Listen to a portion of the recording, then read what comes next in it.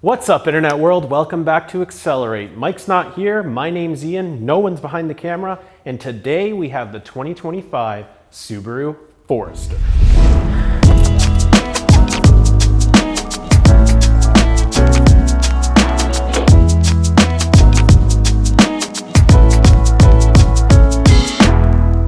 The last time we had a Subaru Forester on this channel, the year was 2021. Mike had no facial hair, and we took it off-road through mud, water, and some slightly rough trails. The sort of stuff you'd face when you go camping.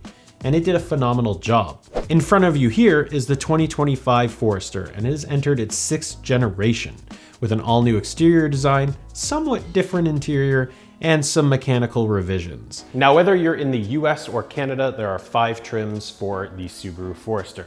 The names are a little bit different or swapped around, but in Canada, we have the Convenience, Touring, Sport, the Limited, and this, the Premier. Now in the US, you have the Base, the Premium, then you have the Sport, then you have the Limited, and then you have the Touring. The Forester we have is the Premier trim in Canada or the Touring trim in the USA. The Forester starts at $31,000 US and $36,000 Canadian with destination and delivery. This is a wildly competitive space, and that's because this is the space. This is what most people can afford or buy. Right out the gate, I'll say fully loaded, this is $44,000 Canadian, which is actually a really good value. But let's talk about what else is in this space. There's so many cars in this space. There's the RAV4, the CR-V, the Tiguan, Terrain, the Equinox, what else is there? The Tucson, the Sportage, CX-5, CX-50, Outlander, Rogue.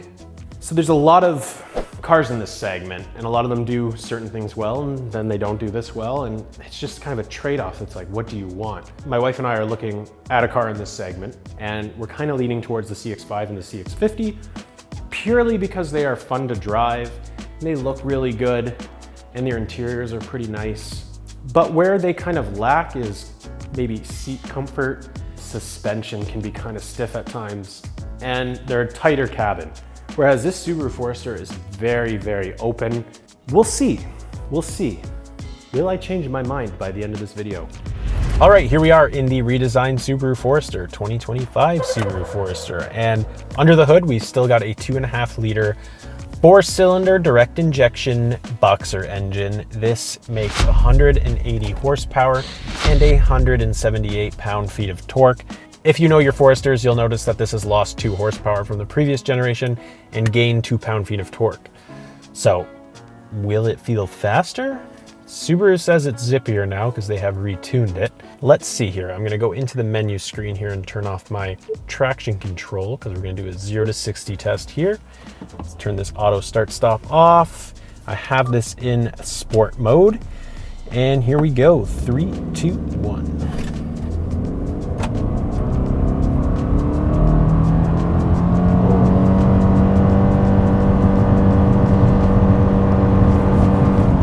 All right, 0 to 60 in 9.4 seconds.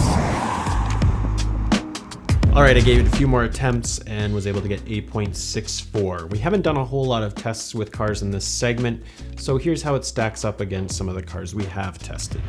Now, most people do not care about the 60 mile per hour time in a Subaru Forester, and that's totally understandable. You just want to know, does this have enough power to get onto the highway? Does this have enough power to pass someone on a country road? And is it zippy enough around town? And the answer is yes. I've had absolutely no problem with how the power is delivered in this vehicle throughout the week. Obviously, when you're doing a 0 to 60, it feels a little sluggish, but nobody's doing that on the regular. It is very light steering, not heavy steering like some of the competition, like the CX-50. That is a very good handling SUV, but it can be tiring to drive for some. This, I've never felt tired driving. It's just very easy to get around in. What is nice is this has rear independent suspension, whereas the CX-50 does not, has a torsion beam. This definitely feels way smoother, and it is just so much visibility in here. It is just so easy to see around in this vehicle, and it feels so open and airy in here, and I really do appreciate that. So it's 2025, and we still don't have a hybrid trim. So just letting you know it is on the way, Subaru says, but for now you can only buy it this way. This is the only motor configuration you can get. There is a wilderness trim coming as well, but right now you have to buy the 2024, so the previous generation, if you want the wilderness trim. So during the week, we got 9.3 liters per 100 kilometers for fuel economy, which is about 25 miles per gallon. And these are the numbers that Subaru says you should get. All right, let's take a look at this brand new interior on the Subaru Forester. If you've been in a Forester before, the first thing you're probably gonna notice is, wow, this is a huge 11.6 inch vertical touchscreen. I'm not a huge fan of it, but we'll get into that in a bit. The other big thing I noticed was this trim up here. That's really nice looking, but otherwise it hasn't been changed a whole lot. They just kind of tweaked it and revised it. They didn't want to drastically change it because they have a good thing going. Now, I've really enjoyed these seats this week. They are quite comfortable. They have this ultra suede insert in them, and you'll find that ultra suede actually on the door panel as well. They are powered.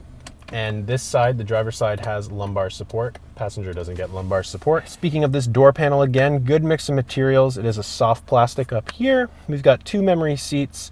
We have automatic windows on the fronts, but the back you do have to hold the buttons down. We've got a pretty decent amount of storage in the door panel here. You can fit a water bottle and some extra stuff. The steering wheel looks exactly the same as the previous generation. I love where the heated steering wheel button is. I've always really liked that placement in Subarus.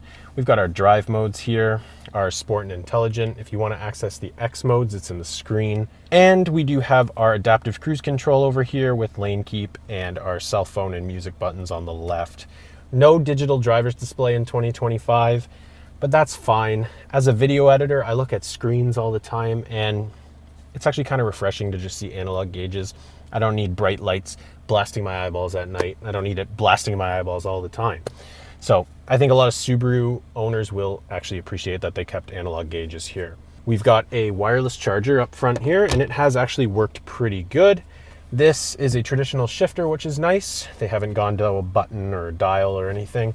It is surrounded in piano black, so that's a bit eh. But again, value. This is pretty good value. We've got a parking brake button here. We have our camera view button, and we have a 12-volt plug here with some decent sized cup holders. There is a decent amount of room in here.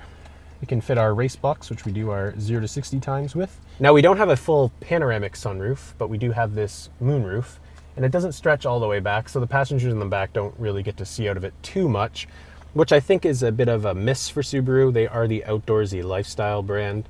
And if you're gonna be driving around the mountains and in the woods with this, you wanna be able to see all the mountains and trees above you. One other thing I wanna point out is this little spot right here. This is your driver focus mitigation system, and it does watch you while you're driving. And basically, if you take your eyes off the road, it'll start beeping at you. There it goes. So yeah, it just beeps at you. Doesn't really do anything else other than that. This does have lane departure. It'll beep at you but it doesn't push you back in, which is interesting. So this Forester came with the lane keep assist, which works when you have cruise control on.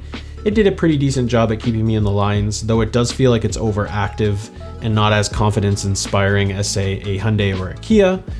And it does tend to beep at you quite a lot, even when you have your hands on the steering wheel. But overall, it did a pretty decent job.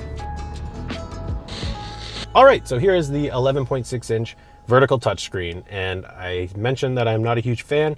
I don't find it to be the most responsive. It is a little laggy and slow. Yeah, I think this could be a deal breaker for some people, but anyways, let's go over it. We do have our HVAC controls down here.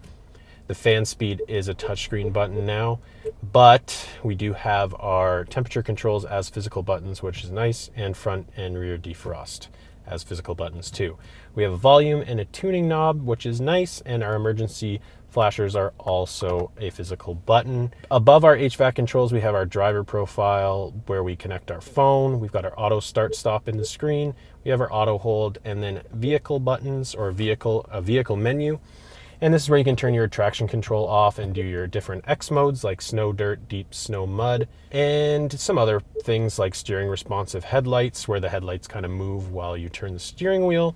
Then you have your driving assistance features, which you can turn on and off if they get annoying to you. You also do have these favorites or widgets up here, and you can make them whatever you want them to be by pressing that down. And there's a bunch of different options, like you can have water temperature, oil temperature, average speed.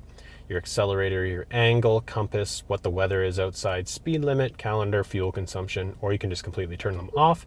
They've got the weather on here, and they've got the accelerator, which when you push full power, it goes to 100% or 51% there. And angle is good for your off-roading. When you go all the way to the right, that's where you can also change your drive modes too.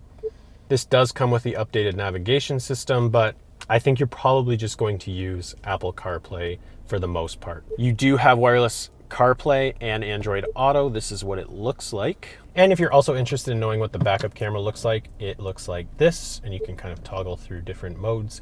This is kind of a bird's eye view, which is pretty cool. I like this mode the best, but you can get both up there at the same time as well. If you hit the camera view button down here, you get a bit of a different mode. It'll show you all around the vehicle. It fades in and out, which is weird. I don't know why it does that. But yeah, that is the infotainment in the 2025 Subaru Forester. All right, let's take a look at the back seats here quickly. And yes, we've got lots of legroom, so no complaints there.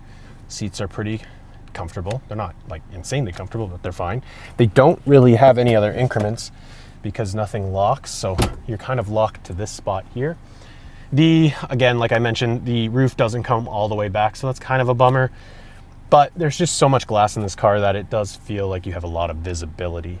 We do have 2 increments of heated seats in this top of the line trim with a USB or 2 USBs here.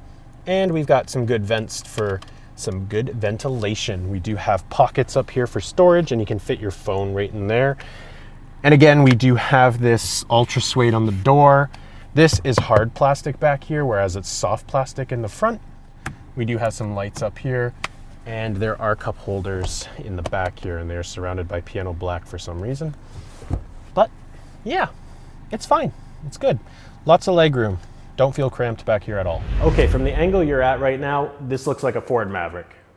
I get it now. And the blue oval badge really doesn't help. It's a conservative front end design. It's not over styled like maybe the Tucson or the Sportage. All right, so we have these DRLs that kind of look like a RAV4. We've got a gloss black grille with a silver piece of trim that goes across. I thought that was a light bar at first, but thankfully it's not. We've got a front facing camera here because this does have the 360 camera system. And then we've got this sort of durable plastic down here. If you get the sport trim, this is all in bronze, which is actually pretty cool. And I do think this looks best in sapphire blue with the bronze accents. I think that's a pretty cool look. So this Forester now has an extra camera. It's called a mono camera, or it's really a wide angle lens that can help detect pedestrians and cyclists better. It's just got kind of a bigger range of view of what it can see, but you still do have the other 2 cameras up there. All right, so if you're looking at building a Forester and you want to know what this color is, it's River Rock Pearl. Again, I think sapphire blue metallic with bronze rims. So if you're getting a Premier, I like the autumn green, I think it's called. That's pretty cool looking. Anyways, we have 8.7 inches of ground clearance on all the trims. So you're getting the same ground clearance on all the trims, unless you get the Wilderness from the previous generation, which is 9.2 inches. We have some Bridgestone 235/50s, 19-inch machine alloy rims. They're okay looking, nothing that stands out and is like, wow, but they're fine.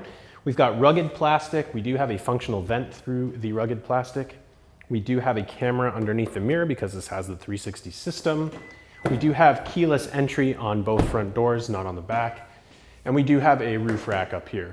But the thing that really stands out the most on the side is just how huge these windows are. Like, this is a massive window. And then the last little piece here, we've got the symmetrical all-wheel drive badge back here. All right, now we're on the back, and again, massive, huge window. I can see the entire car through this window. A lot of good visibility. Again, just that is the big play with this car for me, visibility. Anyways, we've got Forester stamped here. We've got Subaru in kind of like a matte gray finish. We've got incandescent lights, but this is again the thing with Subaru, practical, right? So this is gonna be a lot cheaper to replace when they burn out than if you had full LED everything, right? So I think a lot of people that buy Subarus are probably perfectly fine that these are not LEDs. This is a funny design cue to me that they actually left a cutout for the exhaust pipe, but the exhaust pipe is so far back that it doesn't actually come through where this cutout is. All right, This is a big new feature for the Forester in 2025. Kick to open trunk. And it actually works very well, like first try every time. Boom. Nice, so it beeps until you move out of the way and then it'll shut. If you don't want to open it that way, you can just hit the button underneath here. Now, if you want to know the dimensions of the cargo space in the Forester, it has 36 inches of depth when the seats are up, 49.5 inches of width, 32.5 inches of height, and when you put the seats down, and there are buttons to put the seats down, you get 73.5 inches of depth with the seats down. It's not the biggest in class, but it feels like a good amount of space, and you do have a spare tire. Now, Subaru has added extra sound insulation into this cabin, and yeah, it's pretty quiet in here. It is a very windy day today. I am kind of hearing the wind, but you're probably going to hear that in most vehicles. I can't tell you if it sounds better than the previous generation because that was 3 years ago, and we've driven so many cars since. I would have to do it back to back, but I can say I've had no complaints with any creaks or rattles either in this vehicle. It feels pretty solid. Have I changed my mind? Do I not want to buy a CX-5 anymore? No, for me, the styling of a vehicle is very important. To some people, the styling, people could care less. They just want something that's comfortable and easy to get around in. And yeah, for me, the CX-5 just looks quite a bit better. Even the CX-50 as well. I think the CX-50 looks the best, but the CX-5 has rear independent suspension, so I'd probably lean more towards that vehicle. A little bit more comfortable than the CX-50, and I think the build quality is slightly better too in the CX-5. But I would just say, I haven't changed my mind. I would still probably buy a Mazda, but we're all different, right? We all have different opinions and things that we want. One thing is this feels very similar to the RAV4 in terms of how it drives and handles. It feels very, very similar to me. Just overall, most of the vehicles in this segment don't drive drastically different than each other. The only one I ever point out is the CX-50 does just feel like the odd duck out in that it drives really, really well. But a lot of people find it tiring because it is a heavy steering wheel. You are not going to get tired driving this Subaru Forester. The steering is so light and easy, even in sport mode. And overall, the design of this new Forester is pretty good. I think it looks much better than the previous generation. So we really wanted to get this Subaru Forester out to you guys because it is new and this was the only week we could get it. So again, hope you don't mind that I subbed in for Mike today. If you're new to this channel, there is usually a much more energetic, lively individual that does these reviews, and I'm usually behind the camera. And don't worry, he'll be back for the next review. If you did enjoy this video, please feel free to subscribe and like this video and leave us a comment. And maybe tell us what cars you want to see us to review next. Anyways, thanks for watching.